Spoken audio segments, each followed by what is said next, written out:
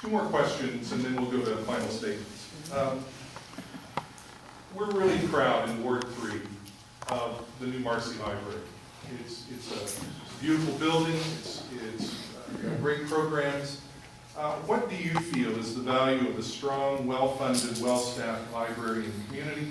How high a priority should libraries be in the city's budget?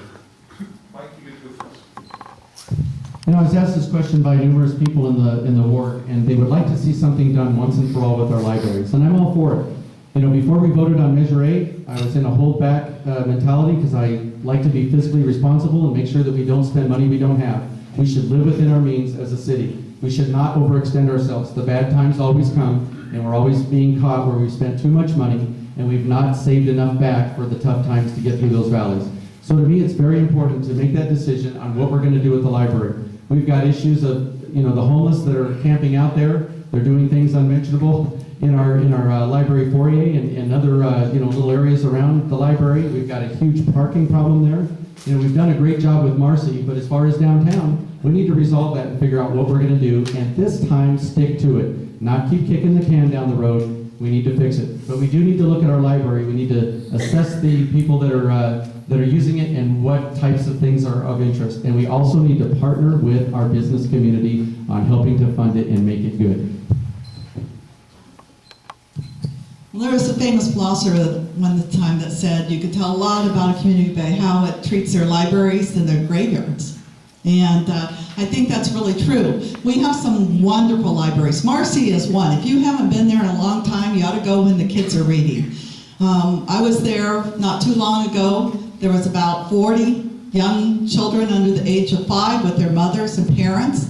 And there was a young mother who had just moved here from, I believe it was Michigan, and her husband is a professor at Cal Baptist. And she came there and was having a reading time with her children and letting her children pick out books, and they were going to go to McDonald's afterwards. Very cheap morning for a young family to go out. It's wonderful. If you go down to our main library, you see all ages down there enjoying our library. I think it's time the city's management team makes a big leap of faith and decides to do what's right by our main library and finally move on down the road. We've kicked it down for too long. I think it's very important.